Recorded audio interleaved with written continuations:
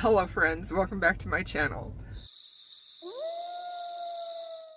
So today I'm going to do just a little quick video. I just barely finished shipping a bunch of orders from my shop. I make handmade, obviously, I make handmade little collectible animal figurines, and I still have a lot to finish and get out, but I finished a really big batch, so I am treating myself to a book shopping trip, and I'm just going to go into Barnes & Noble because it's the only bookstore near me.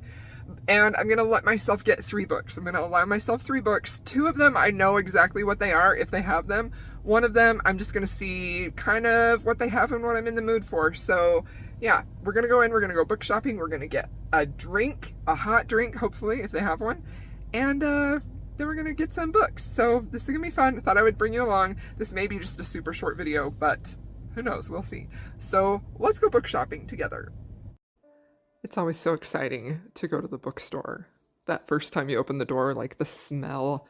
I just love the way Barnes & Noble smells. I love smelling the coffee and like thousands upon thousands of new books. It's wonderful. So I'm gonna stop at this table. Maybe not stop. We're just gonna walk on by. And yeah, most of these front tables don't interest me too much. This one, it looks like spooky books, which kind of interested in that. I see Tokyo Ghoul. I'm reading that right now. My son is letting me borrow it. He thinks I'm gonna love it. So far, it's very interesting. I love a good myth and legend retelling, but not feeling that today. He's a 10, but interesting choice of selections there. All right, we're gonna keep walking. Oh, wait, I got stopped by these advent calendar here. Picked one up for my son. I think I'll show you that at the end because, you know, we love advent calendars. They're so fun. I've actually been kind of in the mood for YA ever since I read Belladonna. It just like reminded me of how much I love a really good YA fantasy. Like there's just something about them that is just magical when they're done really, really well, you know, and those few rare ones that hold over really well, have good crossover for adult. All right, now we're at the manga section. That's actually what I want to pick up. I want to pick up something here, something from the manga section. I know very specifically what I'm looking for, but we're just going to look over these shelves because I think that these are just beautiful books. And here we are. So Attack on Titan is my new obsession. I am obsessed with the anime. We're watching it as a family. We're on the last season, and I think it's just such great storytelling. It's haunting. It's horrifying. It's great characters, just really very impressed with the storytelling. So I'm trying to decide, do I get the omnibus? They have all the individual volumes, which seems like a poor choice financially, even though you get different covers, which is cool. And let's see, what else is interesting to me here? I don't know. I'm gonna go with the omnibus. Okay, gonna keep walking.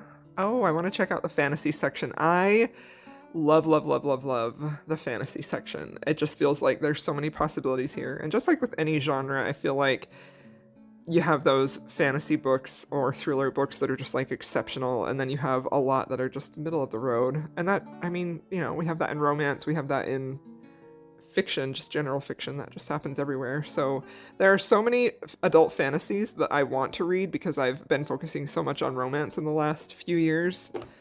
Really, like almost 3 years, that I want to get back and read some fantasy. I want to be swept away in a really magical world.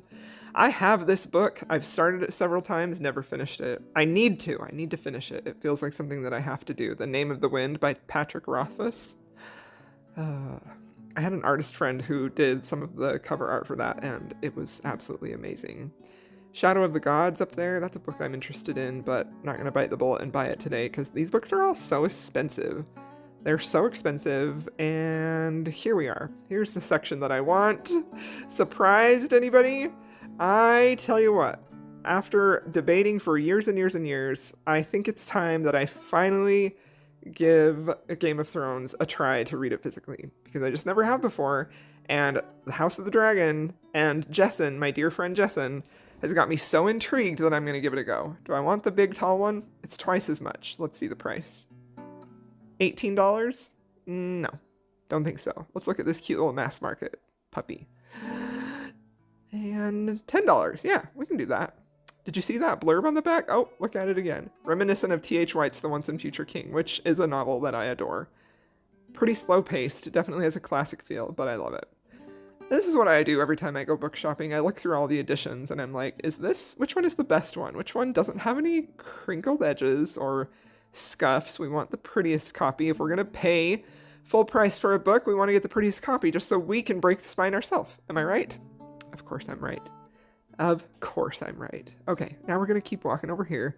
I got the 2 that I came in for. Now let's go peruse the romance section and see what they've got over there. So, the romance section is usually this entire back wall, and I am a bit surprised to see that it's been taken over by westerns. So now romance is only on this shelf. I don't know that I see anything that's really interesting me here.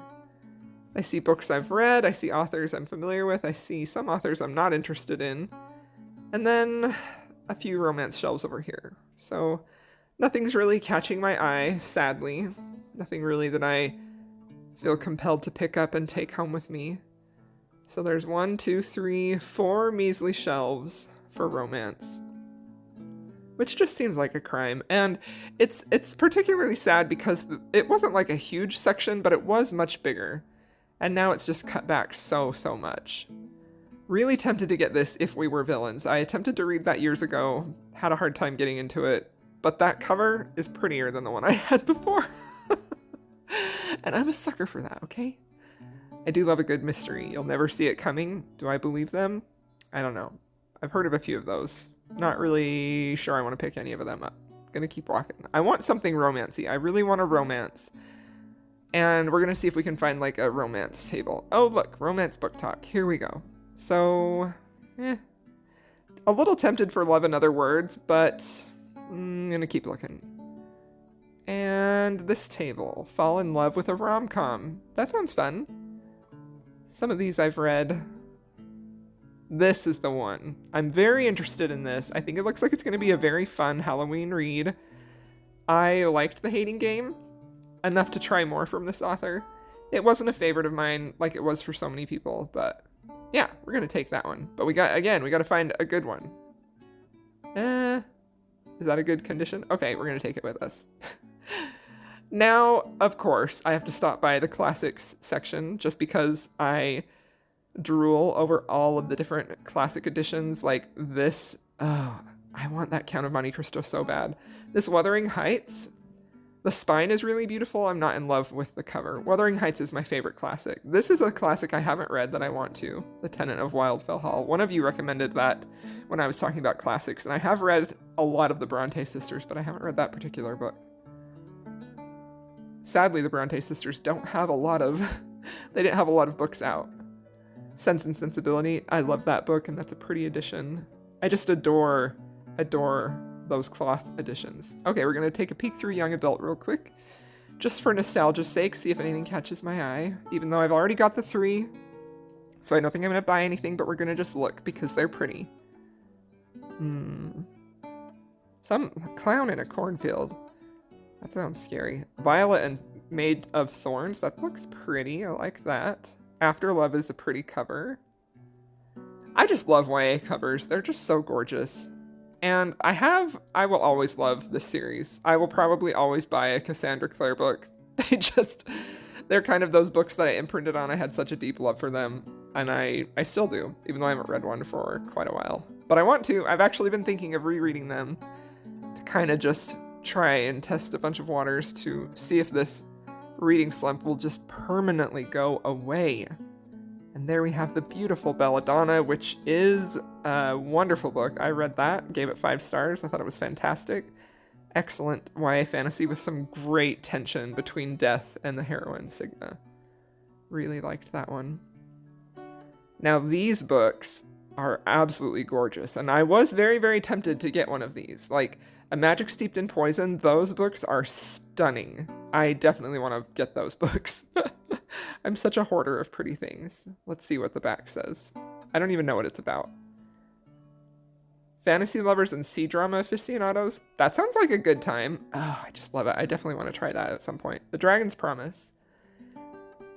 Journey to the Kingdom of Dragons, Star-Crossed Love. Yeah, that I was very tempted to get that. I almost picked it up. You can see I'm thinking about it. I'm thinking about it. Nope, I put it back. I'm tempted. Nope. Okay.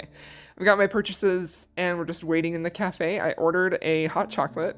That's what I wanted today. It's a little crisp and cool in the air, so I decided to go with that. And there's my drink, all ready to go. It's nice and warm. It's gonna be so yummy. I'll drink it in the car on my way home. Hello friends, we're done shopping. You're back in my truck again. Honestly, I was gonna say I promise that not all of my content will be in my truck, but I make no promises. I make no promises, I just can't do it. So let me show you what I got. I also just I haven't filmed the voiceover yet at this point as I'm filming this clip, but I want to do a voiceover for the footage that I got in the store and just sort of tell you like what I was looking at.